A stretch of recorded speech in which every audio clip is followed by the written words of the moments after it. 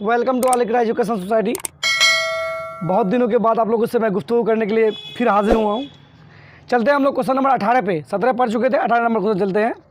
क्या बोल रहा है? केंद्र ए से प्रारंभ करते हुए बारी बारी से केंद्र ए और बी को लेते हुए त्रिज्या 0.5 सेंटीमीटर, 1.0 सेंटीमीटर, 1.5 सेंटीमीटर और 2.0 सेंटीमीटर वाले उत्तर और ऊर्ध्व अर्धवृत्त को खींचकर एक सपिंड बनाया गया। मतलब ये बोला है कि एक ये दे दिया है, डाटा दे दिया है। डाटा में बोला है क्या है? केंद्र हुआ, केंद्र इससे त्रिज्या ले लिया, मान लिया इसका माना है 0.5, थोड़ा सा बड़ा करके दिखाते हैं। इसका माना है 0.5, ठीक है। इसका लिखते हुए क्या बोला है? इसको ये सपिंड बनाया है। क्या बनाया है? सपिंड। सपिंड बनाया ऐसे करके, ठीक। तो ये 0.5 हो गया। फिर आगे बढ़ाते हुए 1 दिया है, इसका पूरा यहाँ से तक मिलाएंगे तो 1 हो जाएगा, ठीक। फिर यहाँ से यहाँ तक फिर 1.5 हो जाएगा, 1.5 हो जाएगा, ठीक। उसके बाद फिर आगे चलते चलते मतलब दिया हुआ है, इसका डाटा दिया हुआ है, ठीक है। तो जब ये डाटा अगर कोई डाटा अगर वो सीरियल बाय सीरियल हो, यानी मतलब उसका डिस्टेंस जो है यानी कॉमन डिफरेंस अगर उसका क्या हो, समान हो, तो वो किस में आता है? वो एपी में होता है, ठीक है। तो इसका दिया हुआ है A1, मान लो A1 इक्वल्स टू कितना? 0.5 दिया हुआ है। A2 दिया हुआ है कितना? 1.50 और A3, तो A3 दिया हुआ है क्या? 1.5, ये दिया हुआ है ना। तो अब D निकाले, D बराबर क्या होता है? A2 माइनस A1, ये होता है ना, क्योंकि आप लोग पढ़ चुके हैं इसको। कितना नंबर क्वेश्चन? 18 नंबर, ठीक है। जब दिया हुआ तो D का मान क्या हो जाएगा? D बराबर क्या हो जाएगा? 0.5 हो जाएगा, मतलब 1.0 माइनस क्या जाएगा? 0.5। तो इसका कितना निकलेगा? 0.5 ही निकलेगा माइनस करने पर। तो D का मान निकल गया आपके पास, ठीक। उसके बाद क्या बोल रहा है कि बनाया गया है जैसा कि आकृति 5.4 में दिया हुआ है, दर्शाया गया है। तो 13 क्रमागत और अर्धवृत्त से बने इस सपिंड की कुल लंबाई क्या होगी? मतलब ये जो लंबाई दिया हुआ है, ये पूरे की लंबाई क्या होगी? सपिंड में पूरे की लंबाई क्या होगी ये बताने बोला। तो सबसे पहले यानी मतलब एसएन निकालने बोला, यानी योग निकालने बोला। तो एक तो दिया हुआ है। अब जब बोला अर्धवृत्त, अर्धवृत्त की बात है तो यहाँ पाई का इस्तेमाल करना ही पड़ेगा, ठीक है। पाई का इस्तेमाल करना ही होगा। तो यहाँ एन भी दिया हुआ, 13 दिया हुआ है। तो पहले आप एन लिख लीजिए। एन इक्वल्स टू कितना हो गया? 13, ठीक है। एन का मान दिया हुआ है, ए का मान दिया हुआ और डी का मान दिया हुआ है। एसएन निकालना आपको, तो एसएन का फॉर्मूला बैठा दीजिए। एसएन बराबर क्या होता है formula? n/2 2a plus n-1 into D into pi रहेगा ही, पाई रहेगा ही, क्योंकि यहाँ पर अर्धवृत्त की बात आ रहा है, वृत्त में की बात आ रहा है, तो वृत्त के साथ आएगा, तो पाई यहाँ इंडिकेट करना नेसेसरी है, ठीक है। तो एन का मान कितना? 13 हो गया बाई 2, 2 इंटू ए का मान कितना है?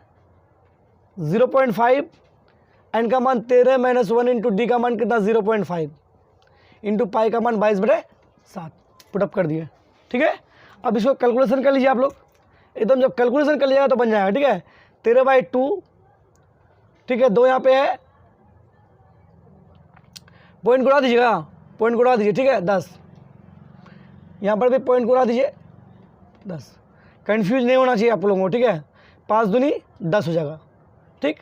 तो 10/10 प्लस, ठीक, 13 में से चला गया 12, 12 गुना 5/10 इंटू 22/7, ठीक है।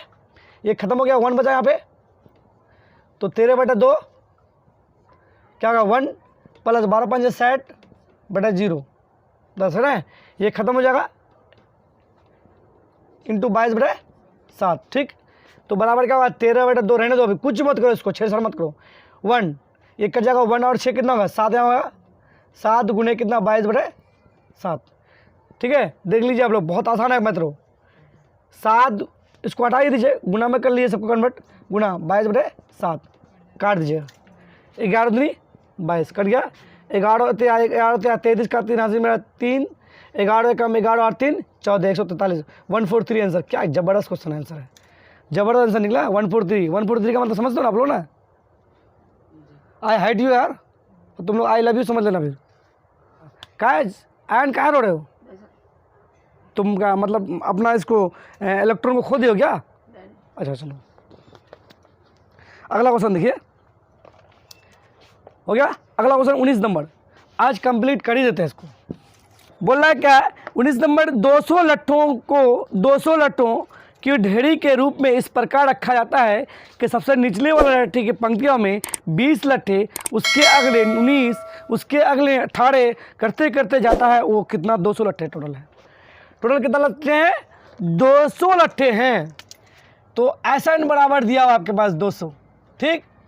और A1 बराबर तो आप नहीं बोल सकते हैं, तो A1 बोल सकते हैं कि नहीं। A1 बराबर क्या है 20, A2 बराबर क्या हो गया 19, तो D बराबर निकल जाएगा A2 माइनस क्या हो जाएगा A1, क्या हो जाएगा 19 माइनस 20 बराबर क्या होगा रे -1, -1 ना होगा।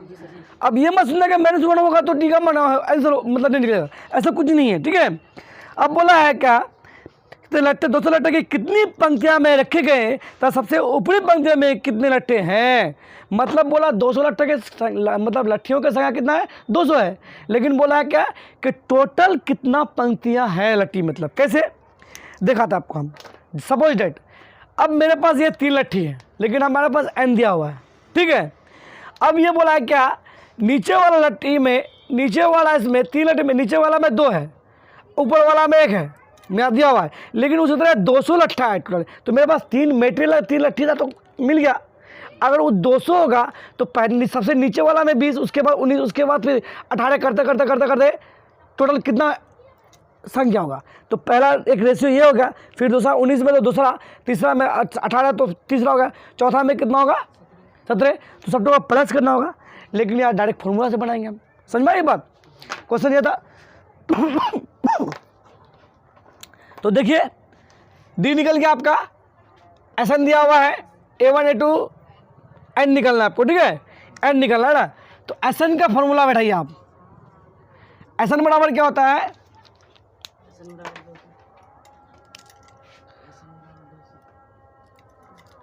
SN बराबर 200 दिया हुआ है। SN का मान क्या formula N/2 2A plus N-1 into D equals to 200, ठीक। N का मान नहीं मालूम है, 2 इंटू A का मान कितना है 20 प्लस N का मान नहीं मालूम N-1 इंटू D का मान कितना है -1 इक्वल्स टू 200, ठीक। N/2 रहने देंगे, 20 दूनी 40 प्लस गुना करेंगे तो क्या -N और +1 equals to 200। N/2 40 plus minus क्या हो जाएगा माइनस, ठीक है, माइनस N और +1 इक्वल्स टू 200, ठीक। तो N/2 40 और 1 कितना 41 माइनस N इक्वल्स टू 200, ठीक। कान पकड़ के ऊपर लगाते हैं, ठीक है। N को इससे गुना करेंगे क्या होगा 41N माइनस N को N से गुना करेंगे क्या होगा N² बाई 2 रहेगा ही इक्वल्स टू 200। समझ में आ रही बात। N को 41 से गुना किए, N को N से गुना किए, देख लीजिए। और ये 2 नीचे में कुछ नहीं तो 1 है, तो 1 से गुना करेंगे तो कोई आएगा 2 ही 2 होगा। अब इसके नीचे कुछ नहीं तो 1, अब क्या होगा समीकरण का रूप धारण कर लिया। जब समीकरण का रूप धारण कर लिया तो क्या करेंगे क्रॉस मल्टीपल करेंगे।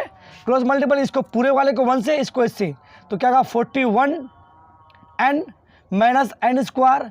अब ये इससे गुना हो गया, इसको इससे गुना होगा तो क्या होगा 400 सॉरी, ठीक है।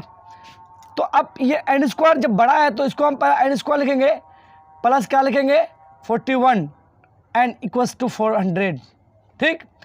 क्यों लिखेंगे ये आप चला जाएगा किसमें गुणनखंड विधि में। इन प्रोसेस क्या है मल्टीपल प्रोसेस, ठीक है। जब गुणनखंड विधि में है तो आप क्लास 9th में भी पढ़े हैं, क्लास 10 में भी पढ़े हैं, इसलिए मैं आप लोगों को जो पढ़ाया तो कौन सा चैप्टर स्टार्ट किया था द्विघात समीकरण। क्यों स्टार्ट करा था क्योंकि मैथमेटिक्स का कोई आता और पता नहीं होता है, कब कहाँ किस स्टेप में आता है कोई गारंटी नहीं है।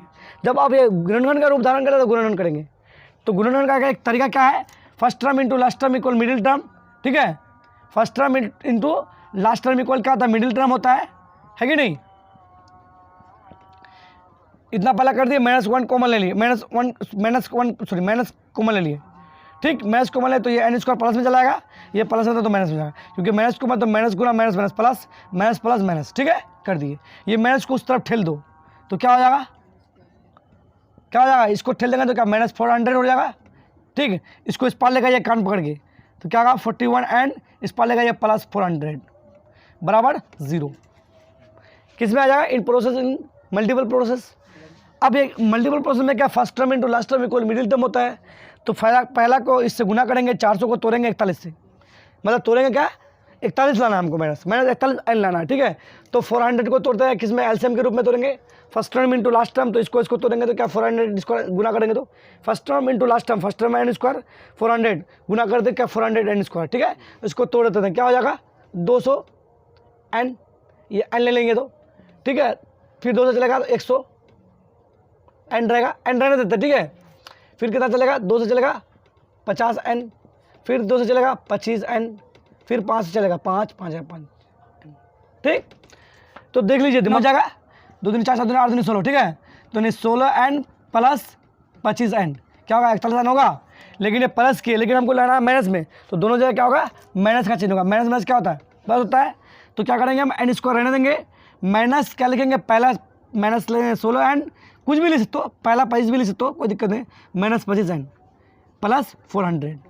यानी मतलब क्या किया हमने, इसको इससे गुना करके तोड़ने के बाद बीच वाला टर्म को लाए, इसलिए कहा है first term into last term equal middle term. ठीक है, ठीक, अब दोनों में क्या कॉमन आएगा, x कॉमन आएगा ना, n आएगा कॉमन, यहाँ n है तो n कॉमन आएगा। ठीक है, बहुत अच्छा, एन स्क्वायर तो n कॉमन आया तो n बचा, माइनस क्या बचा 16। ठीक, माइनस क्या कॉमन लेंगे यहाँ पे 25 कॉमन लेंगे तो क्या होगा n - 16। ठीक, 16 को 22 से गुना करोगे तो 400 होगा ही 100%। दोनों तो 4 भतिया सेम हो गया, एक ठो ले लीजिए आप। ठीक, इसको ले लीजिए n - 25 बराबर 0।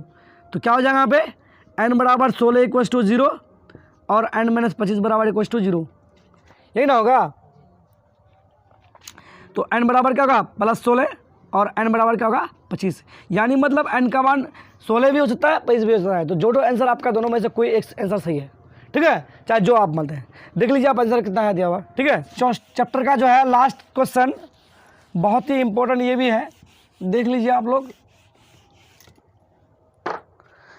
क्या बोला है, एक पोटैटो रेस, एक आलू दौड़ में प्रारंभिक स्थान पर एक बाल्टी रखी हुई है जो पहले आलू से 5 मीटर की दूरी पर है, तथा अन्य आलूओं को एक सीधी रेखा में परस्पर 3 मीटर की दूरी पर रखा गया है। इस रेखा पर 10 आलू रखे गए हैं। उसके बाद प्रत्येक प्रतियोगिता बाल्टी से चलना प्रारंभ करता है, निकटतम आलू को उठाती है, उसे लेकर वापस आकर दौड़ बाल्टी में डालती है, दूसरा आलू उठाने के लिए वापस दौड़ती है, उसे उठाकर, यानी मतलब क्वेश्चन क्या करा देखिए, इतना क्वेश्चन लंबा जितना, और एक बात बताते हैं आपको, जितना क्वेश्चन बड़ा हो जाए उतना खुश होना।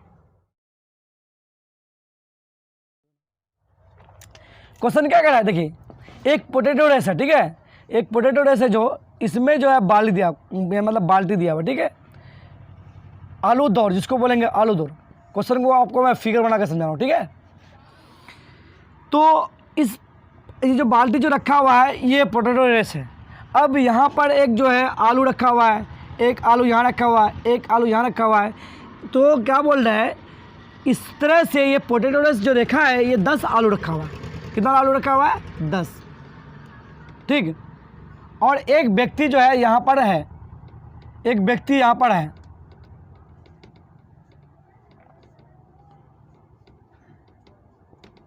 ठीक है, ये व्यक्ति यहाँ पे है।